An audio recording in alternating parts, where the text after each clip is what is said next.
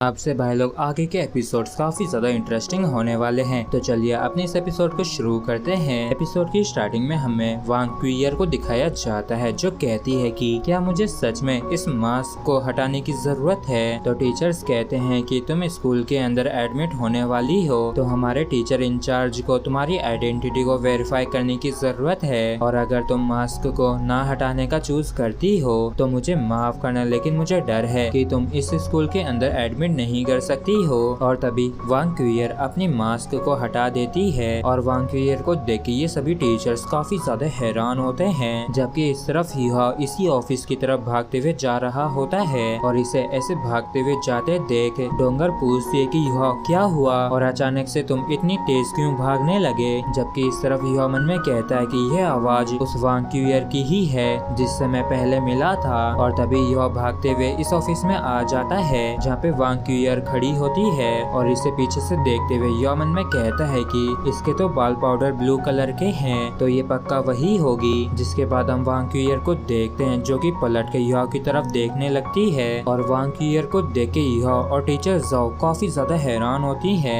क्योंकि वांग क्वियर वाकई में काफी ज्यादा सुंदर लग रही होती है, और उससे भी बड़ी बात की ये हूबहू डोंगर जैसी होती है। और वांग क्वियर को देख के यूहा खुश होते हुए इससे कहता है कि तो ये तुम हो, आखिरकार मैंने तुम्हें ढूंढ ही लिया। तो वांग क्वियर कहते हैं कि तो ये तुम हो, और आखिर तुम मुझे क्यों ढूंढ रहे हो। और तभी यूहा के पीछे से डोंगर बाहर निकल के आती है, और डोंगर को देख के वांग क्वियर भी काफी हैरान होती है, और इस चीज को देख के ये टीचर भी काफी हैरान होते हैं और कहते हैं कि हे भगवान, ये दोनों तो एकदम एक जैसी ही दिखती हैं। जबकि इस तरफ वांग क्वियर और डोंगर ये दोनों ही एक दूसरे को देख के काफी हैरान होती हैं, और एक दूसरे को देख के ना ऐसा लग रहा होता है कि जैसे ये अपने आप को आईने में देख रही हो। और वांग क्वियर कहती है कि आखिर इसका क्या मतलब है। और फिर टीचर जाओ कहती है कि डोंगर, क्या ये तुम्हारी बड़ी बहन है। तो डोंगर कहती है कि मेरी कोई भी बहन नहीं है, मैं अपनी फैमिली में इकलौती बेटी हूँ। और वांग क्वियर भी कहती है कि मेरी भी कोई छोटी बहन नहीं है, लेकिन तुम बिल्कुल मेरी जैसे ही क्यों दिखती हो। और यह कहता है कि हाँ, तुम दोनों एक जैसी ही दिखती हो, और ना सिर्फ तुम दोनों काफी हद तक एक जैसी दिखती हो, बल्कि तुम दोनों के नाम भी एक जैसे ही हैं। और वांग क्वियर कहती है कि मुझे तुम याद हो, और तुम तो वही हो ना उस दिन जो मेरा पीछा कर रहा था, और उस समय तुम आखिर क्या करने की सोच रहे थे। तो यह घबराते हुए कहता है कि नहीं नहीं, ये गलतफहमी है, मैंने बस तुम्हें कोई और समझ लिया था, और मुझे गलतफहमी हो गई थी कि तुम डोंगर हो, और इसी वजह से मैंने तुम्हें उस दिन फॉलो किया था। और वांग क्वियर कहती है कि तुम लोगों को और भी काम है क्या मुझसे। तो यह कहता है कि माफ करना तुम्हें परेशान करने के लिए। और फिर ये लोग बाहर आ जाते हैं, और डोंगर कहती है कि मैंने कुछ अजीब सा महसूस किया। तो यह कहता है कि क्यों ना तुम अंकल ताई और अंकल न्यू को एक लेटर लिखो, ये चेक करने के लिए कि ये वास्तव में तुम्हारी बड़ी बहन है या नहीं। तो डोंगर कहती है कि नहीं, मैं पक्का कह सकती हूँ कि मेरी कोई भी बड़ी बहन नहीं है, और मैंने अभी अभी महसूस किया कि उसकी जो स्पिरिट एनर्जी की वेव मोशन है वो मेरी वाली से काफी अलग है, और ना ही वो मेरी तरह लाइट टाइप है। और तुम ये भी कह सकते हो कि हम दोनों के एक जैसे दिखने के अलावा हम में और कोई भी सिमिलरिटीज नहीं है। और यह कहता है कि मुझे तो सच में अब भी विश्वास नहीं हो रहा है कि दुनिया में दो लोग एक जैसे दिखते भी होंगे जिनका आपस में कोई भी खून का संबंध भी नहीं है। तो टीचर जाओ कहते हैं कि तुम ऐसा नहीं कह सकते हो, डोलो डालो काफी ज्यादा बड़ा है, इसलिए कुछ भी होना अजीब नहीं है, और यहाँ तक कि ये घटना भी कोई बड़ी बात नहीं है कि दो लोग एक दूसरे जैसे दिखते हो, फिर चाहे उनका रिलेशन ब्लड रिलेटेड ना हो। भाई लोग वैसे तो मेरा मन इस चैप्टर को यहीं पे खत्म कर देने का है, लेकिन आप लोगों के कमेंट आएंगे कि इतना छोटा क्यों बनाया, इसलिए मैं नेक्स्ट चैप्टर को भी इसी में एक्सप्लेन कर रहा हूँ। इसलिए भाई लोग आप लोग भी अपनी तरफ से इस एपिसोड के ऊपर 1K लाइक करवा दें। तो फिर चलिए अपने नेक्स्ट चैप्टर को शुरू करते हैं। चैप्टर की स्टार्टिंग में हम देखते हैं कि यूहा और टीचर जाओ इन सारी चीजों को साइड में रखते हुए पिछले 2 सालों में जो कुछ भी हुआ उस बारे में बात करते हैं। और इवनिंग में वांग डोंगर वापस से लौट आती है भारी कदमों के साथ, और इसे देख के यह कहता है कि ओ तुम आ गई। और टीचर जाओ कहती है कि इन्वेस्टिगेशन में क्या पता चला, मैंने चेक कर लिया है, वो वास्तव में पूरी तरीके से अलग है। और फिर टीचर जाओ पूछती हैं कि आखिर तुम्हें क्या पता चला। तो डोंगर कहती है कि उसका जो स्पिरिट एजेंस है वो एक लेजेंडरी स्पिरिट एजेंस है जो कि काफी लंबे समय पहले ही विलुप्त हो गया था,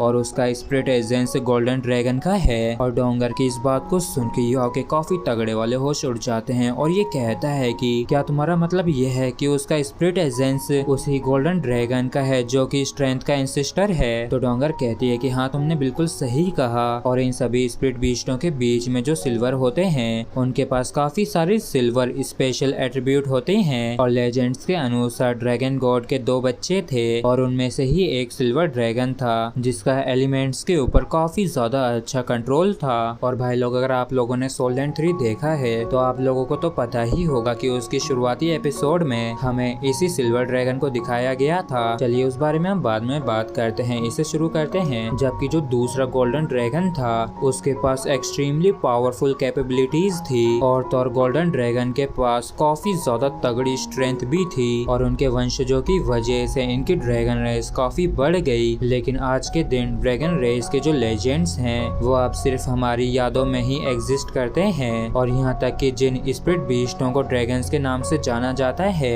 उन्हें भी किसी के द्वारा नहीं देखा गया है। और क्या सच में इस कॉन्टिनेंट के अंदर कोई गोल्डन ड्रैगन का वंशज है? और सच में मैंने बिल्कुल भी एक्सपेक्ट नहीं किया था कि वो इतनी ज्यादा पावरफुल होगी। और यह कहता है कि चीजों को देख के ऐसा लगता है कि उसका जो स्पिरिट एसेंस है उसका डोंगर के साथ कोई भी लेना देना नहीं है, तो मतलब कि उसे नॉर्मल क्लासमेट की तरह ट्रीट करना पड़ेगा। तो डोंगर कहती है कि लेकिन वो तो डिट्टो मेरी जैसी ही दिखती है, यदि तुमने गलत पर्सन को पहचान लिया तो क्या होगा? तो यह हंसते हुए कहता है कि वैसे तो मैं निश्चित रूप से ये तो नहीं कह सकता कि बाकी के लोग गलत व्यक्ति को पहचान लिए तो, लेकिन मैं निश्चित रूप से तो कह सकता हूँ कि ये गलती मैं नहीं करूँगा। और ये मत भूलो कि हमारे पास हाउडोंग पावर भी है। जिसके बाद ये लोग अकेडमी से बाहर आ जाते हैं और स्ट्रीट पे डोल रहे होते हैं। लेकिन डोंगर मन ही मन काफी परेशान होती है और ये मन में कहती है कि अभी भी कुछ तो गड़बड़ है, खासकर उसकी आंखें। ऐसा लगता है कि जैसे मैंने उन्हें कहीं पहले देखा हो, लेकिन तब भी मुझे याद नहीं आ रहा है कि कहाँ पे देखा है। और फिर ये उदास मन के साथ कहती है कि यूहाओ, मुझे लगता है कि वो काफी ज्यादा हद तक लाइट नियॉन ड्रेस वाली उस लड़की जैसी दिखती है,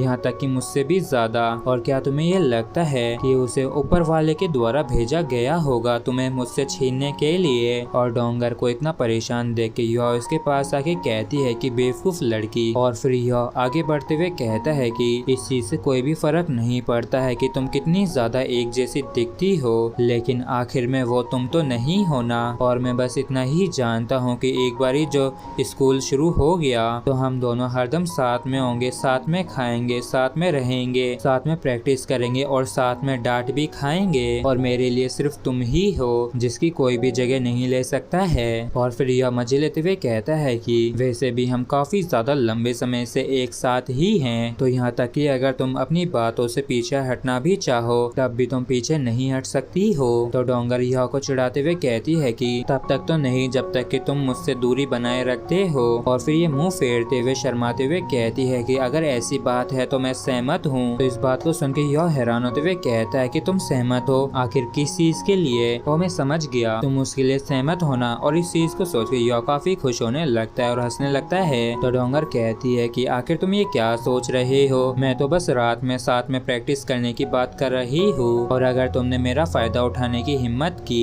तो ये तो बिल्कुल भी मत भूलना कि मैं एक स्पिरिट एम्परर हूँ, जबकि तुम तो सिर्फ एक कमजोर से स्पिरिट किंग हो। तो यह कहता है कि क्या तुम मुझे बुली कर रही हो? तो डोंगर कहती है कि हाँ बिल्कुल, मैं तुम्हें बुली कर रही हूँ, और वैसे भी तुम कर ही क्या लोगे? और इतना कह के ये युहा को अपने साथ लेके यहाँ से जाने लगती है। जिसके बाद हमें लेक के किनारे वांक्यूअर को दिखाया जाता है जो कि अपने आप को पानी में देखते हुए मन में कहती है कि आखिर वो लड़की यहाँ पे क्यों है जो बिल्कुल मेरी जैसी दिखती है? आखिर इन सब का क्या मतलब है? और जाने से पहले भाई लोग जल्दी से वीडियो को लाइक कर दें और एक प्यारा सा कमेंट भी। तो फिर चलिए अब हम अगले मजेदार एपिसोड में मिलेंगे, तब तक आप सभी लोग अपना ख्याल रखिए।